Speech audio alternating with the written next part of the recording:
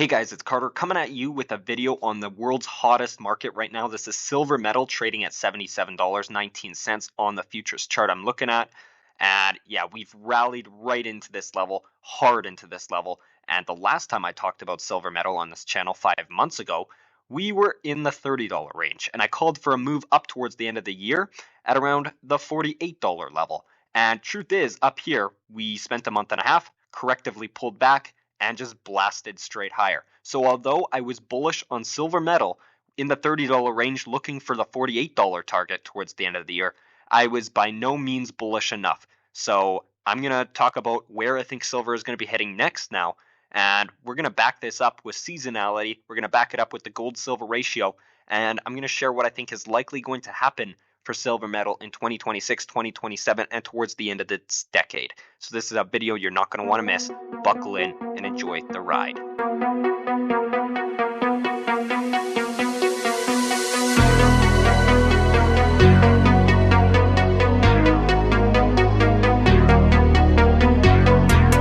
So you can see here that silver has blasted right through my $48 projection and has now rallied towards the $77 level and my $80 target up here and my $86 resistance targets up here. So I think there's a big cluster of resistance at around the $80 to $86 level.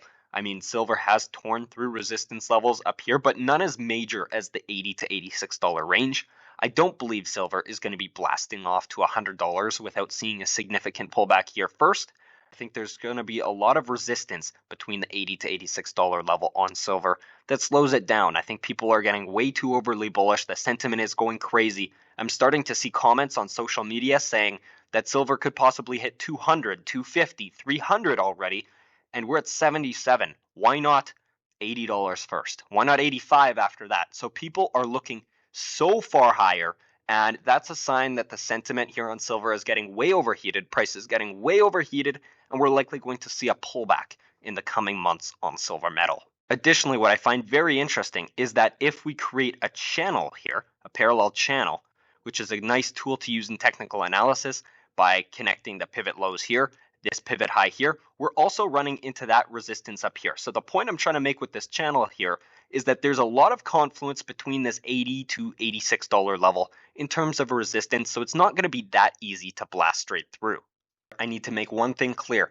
We are in a third wave on silver. I believe we're in a wave 3 here. Wave 1, wave 2, wave 3, with no sign of a top yet. So right now it's way too early to call the top of wave 3. We could still see on the shorter time frame a move down and move back up. I think that's completely possible. There could be some more grinds to the upside in this wave 3. However, at the moment, I don't think it's likely that this major wave 3 is going to be extending much past the $86 level. I don't believe that silver metal is going to be hitting $100 in the coming months, but I mean, we're going to have to wait and see. I am simply saying that it is less probable that silver metal is going to continue blasting higher than $100 without seeing a significant pullback first. But it can possibly do that. There's a possibility, but the probability is not there. So what's another reason that silver metal is probably coming closer to a top than people think right now? Well, because of seasonality.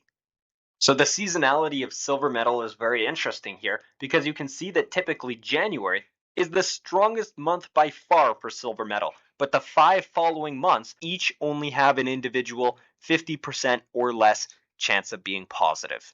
So yes, although I think this third wave could extend a little higher, possibly even higher for months to come, and there could be some grind around the $80 to $86 level, I don't think that this third wave is going to extend to much higher levels, like over $100 in the next few months to come. I think that's less likely here. So now let's flip over to the monthly chart, and I just want to show you why I think we could see a major pullback now. So here's the monthly chart on silver metal, and this is the wave count that I've shown on this channel before. It is a much bigger 5-wave move to the upside, and if you remember the weekly chart that I showed right here that we've possibly seen a wave 1, wave 2, and that we're possibly completing or close to completing the wave 3 in this $80 to $86 area, which would then lead to a wave 4 and 5 to come that I think will probably finish off by the end of the decade. So I think the silver wave 5 is likely going to finish off closer to 2030. And that wave 5 on silver metal, I believe, will take us towards the $165 level around the end of the decade. So this wave 5 on silver, this major wave 5, will likely take us towards 165, but only after we see a pullback. So that's my take on where silver metal could head towards this end of the wave count, towards the end of the decade. Okay, but for the moment, look at the RSI down here. We're way overstretched above this second purple line. We've only done this 3 other times. The last time we did this, well, look at this. Look at how much we corrected from here to here. It was almost a 77% correction.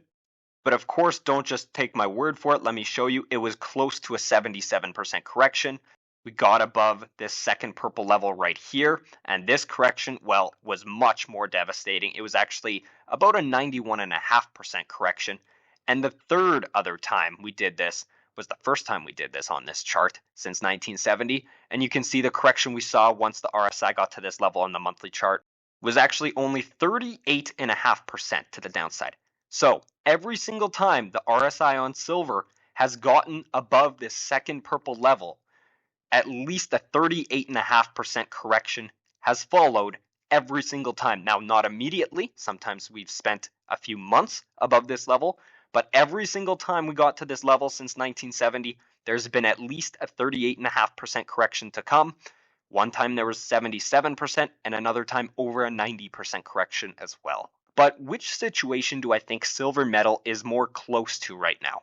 Well, to determine this, we're going to have to remember the context that I believe we're in. I think we're likely topping in a third of a much larger fifth wave right now. So what did we do here? We topped in a third wave here. We topped in a much larger third wave. I believe we're topping here in a third wave within a fifth wave. So it's likely going to be smaller than this one here. How about this correction over here? Well, this correction to me, if you zoom in, so this correction to me looks more like, if we zoom in, a triangle. So it looks more like an A, B, C, D, E correction than anything else. That was just a rough go at it. But long story short, you see triangles in either B waves or wave 4s typically. So that's where you typically see triangles. Keep that in mind. That's important. So now let's look at the time where silver metal saw the 91% correction. We likely, if we just formed a 4 or a B wave here, saw a fifth wave top, a major fifth wave top, or a major C wave top. So now, which one are we likely going to correct in today? Well, if we just saw a third wave top or are near a third wave top in silver metal, it means a likely fourth wave is coming.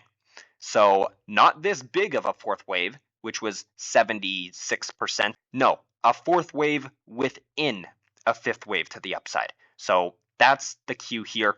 This fourth wave is likely much smaller than this fourth wave here where we saw the 77% correction, and we're likely much smaller than this fifth or C wave post decline right here.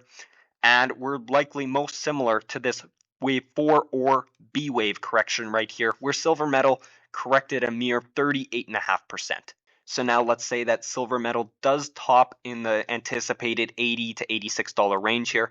This is around $85. So if silver got to $85, 40% correction would take us back towards $50. So 40% correction would probably take us right back into this major structural resistance for over 40 years, broke through it, and we'd be confirming it as support if we corrected like that in our wave 4, which is completely possible for then a wave 5 to take us towards 165 towards the end of the decade. I think that's completely possible here on silver metal, given the fact that the context looks like we're about to top in a third wave in a much larger wave 5, and that the RSI has only been this high 3 other times, and we analyzed the corrections that we saw there, and given the pattern that we're likely in right now, it's likelier we're going to correct towards the $50 target rather than going much lower when we do top, and that is provided we top in around the $80 to $86 level. If we go higher, forget it, we have to then recalculate where we could see a potential 40-ish% correction come down to. Final thing I want to share with you in this video is the gold-silver ratio. Alright, so the last thing I wanted to talk about in this video was the gold to silver ratio. Right now it's at 57, so 57 silver ounces is 1 gold ounce in value. And I believe we're going to fall into this 53 to 54 area here on this chart where we could potentially see a major snapback. So this area is going to be a huge area of support, as it is a 61.8 golden retracement of this move to the upside on the logarithmic chart here. It's also a 1-to-1 extension of this move to the downside projected from this top right here. So you can also see the RSI supports this as well because it's extremely low. And when we have seen this RSI get low, we do see snapbacks. So here it was very low, snapback. Here it was very low, snapback. Here it was very low, snapback. So you can see that when we do get very low on the RSI, you can expect some snapback action on this chart. But to be clear, this doesn't mean that I expect gold to go on an absolutely epic bender. No, I do anticipate gold and silver both coming to a halt either in the early to mid 2026 period, and will probably pull back into the 2027 period as well before silver once again begins to outperform gold in a big way. So that's kind of what I imagine happening here. I don't think gold is going to go on an epic bender while silver pulls back. No, it's both of them going to likely pull back together, gold keeping its value better than silver, essentially silver getting hurt a lot more on the pullback than gold. All right, that's all I have in this video. That's how you should interpret this chart. And yeah, let's see what silver does. I don't think it's going to blast through $100 without seeing a significant pullback first, but we're going to have to wait and see.